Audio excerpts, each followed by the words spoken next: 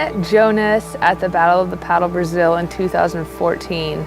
I went out there and I remember seeing this guy out on the water and I was like, what?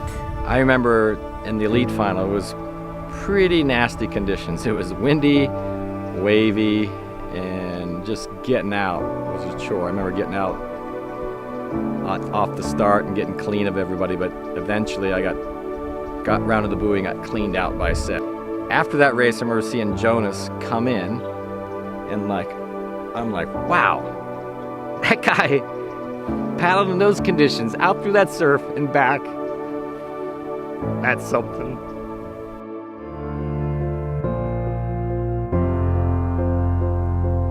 Yeah, that's how I met him. I remember calling Anthony and saying, dude, there's this guy, like he's out there and he doesn't have any arms and he's catching waves on his race board, and I think he kind of thought he was maybe just like, oh, maybe he's out there, he's just doing it. And then he saw the pictures and saw him and he's like, oh my goodness, this guy is like for real. I was amazed and at the same time so very interested to get the story and to get to know him, because you know, so many people that have overcome things like that, you know, they tend to be extraordinary people, and you know, Jonas has basically followed in that line, you know, of Bethany Hamilton, and just able to overcome, but not just in live life, you know, but to like celebrate life and to celebrate all the different things that he loves to do. You know, when tragedy happens in life and big things happen, you can either go one of two ways. I think you either turn towards God or you turn away from God. And Jonas had every excuse and every reason to, you know, maybe even be angry at God. Yeah, I always surf in my entire life. I surfed since when I began to surf like 13 years old. I think when we are surfing, we become younger and younger. It's like come back and really become a children again. Like I feel like a kid, you know, there, and it's so magic, and it's not a sport for me.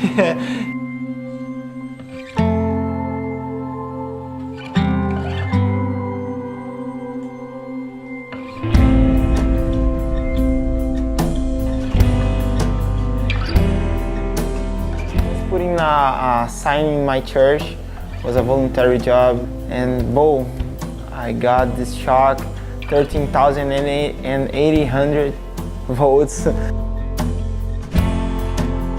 It's a lot of things, you know, and well, my arms, my hands was burning in that moment, and I have to cut off.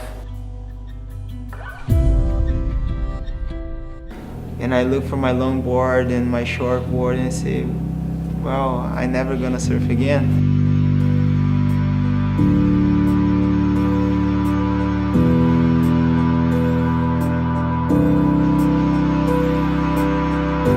I grew it with my dad. He always was my best friend, always. Say for my dad, I'm going to the beach, I will try to surf again.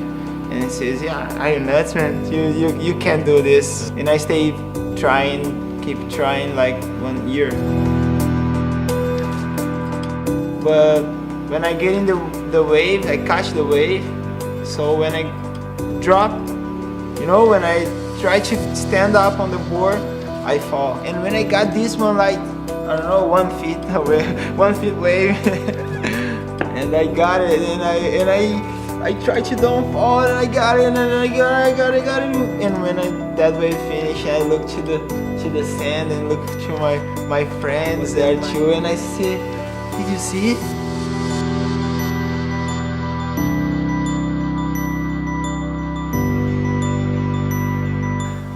Was like the life come back to me, you know, that all that happened to be in the ocean surfing and get back to my heart, and I say, yeah, I'm back, I'm here. I restart from my entire life, and in that day everything began.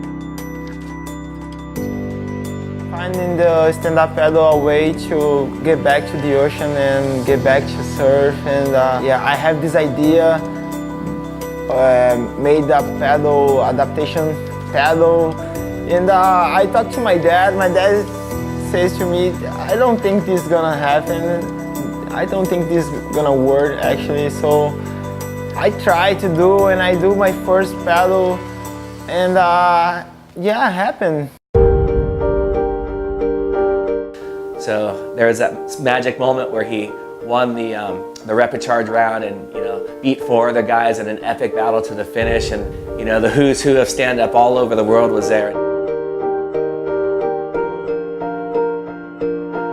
There was this one heat where he came down, he was close to the leaders in the group, but they all fell in the first big drop. He landed the drop, made it, got around the buoy clean, was the only one of the bunch that made it and started heading downriver. I mean, everybody was just like, yeah, Jonas! Like, it was like one of those moments, I mean, I get teared up thinking about it now. It was so inspiring to see what he did that day. Ask anybody that was there. If you were there and you're present, you saw something great that day, that's for sure.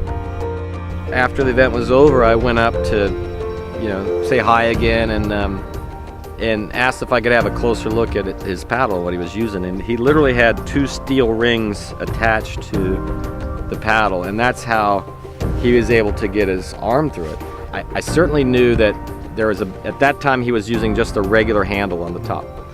So I knew that that needed to be changed. It's something that he could get his arm situated in better to have better control of the blade and to know that he's not going to lose control of the paddle. The way I learned how to make a better paddle for him was I actually, okay, if I'm going to make a paddle for Jonas, I need to paddle like he does. So I literally stuck my arm through the rings and held the paddle and paddled in my paddling flume. I took it out paddling, so the first prototype I made sure that if it's not good enough for me, it's not going to be good enough for him, that's for sure. 2 months, 3 months after, he calls me and he sent me a video with the paddle almost ready, and I say, oh man, this is awesome, I can't believe it's ready. And yeah, it was like we start this relationship. I was there on the roof.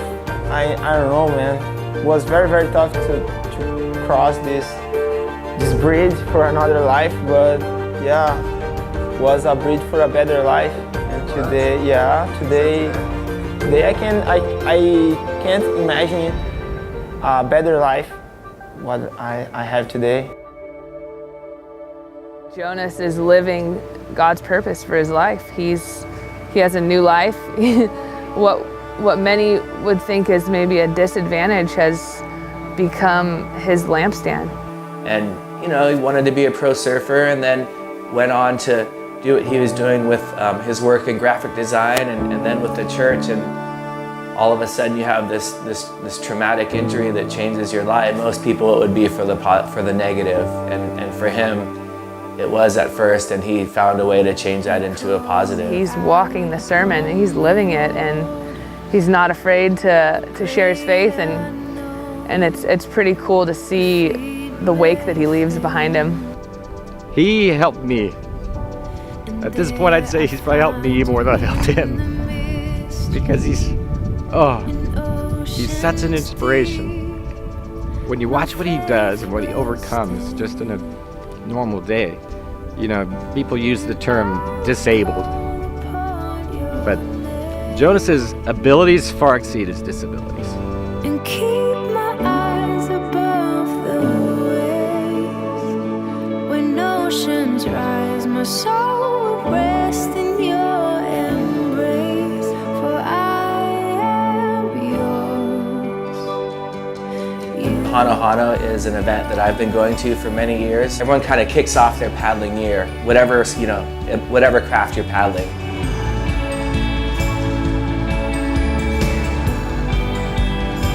The first mile in that race, I was very, very fast. You know, Jimmy Terrell had already said he's going to paddle with him. Candace Appleby decided she wanted to paddle with him as well.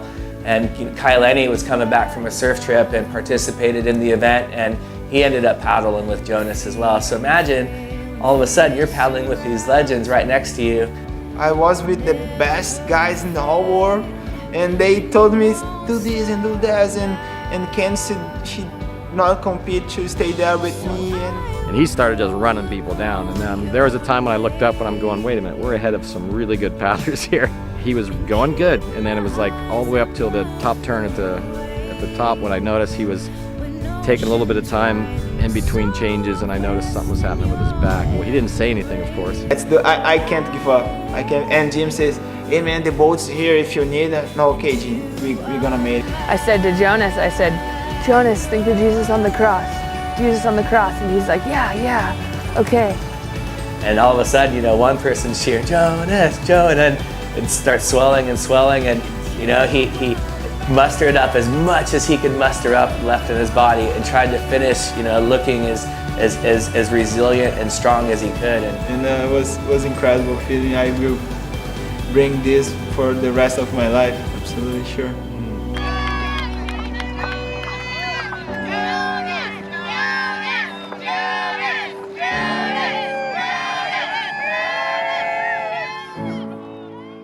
And so my dad used to call it stick-to-itiveness, and like the stick-to-itiveness that he showed, which took a lot more than just physical strength. And I was kneeling down next to him. I said, Jonas, like, you know, it's not about where you finish. Like, you've already won the race. Just by finishing this race, the example that it has given everybody else of your walk with God and just being that example of Christ is like you've won the race. Just something as simple as the Hawaiian shaka. He can throw a shaka with a look and a smile that says the same thing. I think this is the message. Yeah, be happy with everything what you have. Doesn't matter what happens. Doesn't matter if you have all the reasons to be sad, but be happy. Smile. You know, I think this is my more strongest weapon that I have is just smiling.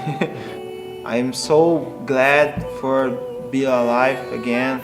I'm breathing, so I have everything what I need. So he gave me this second chance, and I said, yeah, thank you, Jesus for this chance.